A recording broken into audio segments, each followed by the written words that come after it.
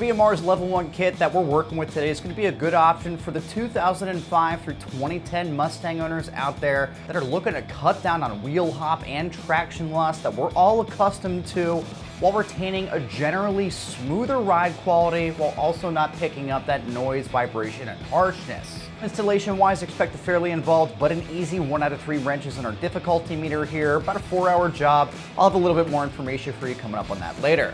So the stock components on the Mustang, while fine, are geared more towards comfort over performance, and put simply, guys, they just weren't designed for the driver that wants to get the best traction possible. And it's inherent that they're going to be a little bit on the flexible and mushy side. While they're great for getting you around from work or from point A to point B, doesn't really do too much for you making your Mustang perform like it should. And the stock bushings on your factory control arms are rubber too, and these just aren't going to cut it if you're looking for that stiffness, which is going to help reduce that wheel hop. So if you drop the hammer and your rear end's bouncing all over the place, then you know what I'm talking about right now. So this kit's going to attack both problems with your Mustang suspension. You're getting a strong tubular upper and lower control arm set, stiff polyurethane bushings that are going to kill that wheel hop, but they're still going to keep things pretty comfortable inside. Even though you're taking that flexibility out of your stock setup, you're not going to be feeling every bump and every pothole on the streets. These are really streetable.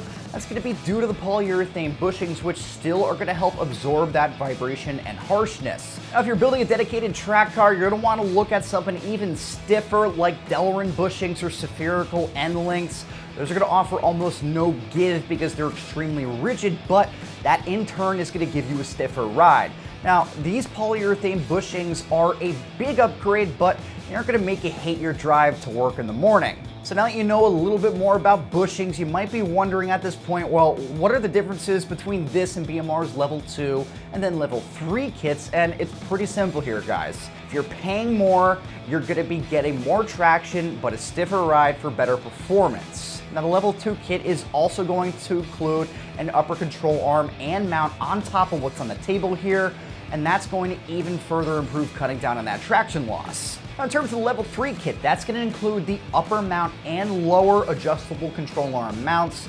Now, adjustable lower mounts more or less let you fine-tune your suspension, and if you're lowering your car with a set of springs, you're pretty much going to need those on your car or it's going to suffer tons of wheel hop. But what's really nice about BMR's parts is that you can buy everything later or piece by piece, and the Level kit here is going to be a good way to start small to see what you're going to be working with to get that improvement.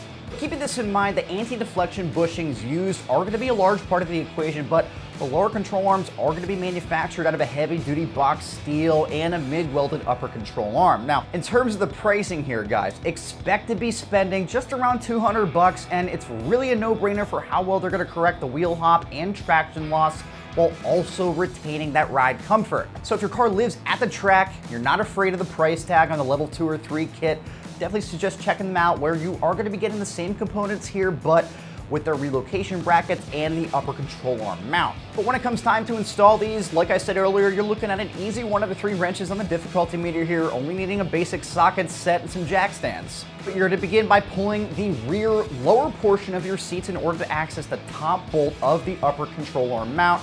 You're then going to remove that. And once done, you can get underneath the car and then work on the upper control arm to axle nut. Now, it's going to take a little bit of effort to get it out, so don't be surprised, but once it's pulled, it's more or less just going to be getting your BMR upper in place. On the lower control arms with the car still in the air, you can then pull your control arms off with an 18mm wrench or socket. Now, you'll want to lube your bushings, and with the narrow end facing forward, install them using the bolts, tighten everything down, simply repeat the process on the opposite side. So that's going to wrap up my quick review of BMR's Level 1 rear control arm package in Hammertone, fitting the 2005 through 2010 Mustang that can be found right here at AmericanMuscle.com.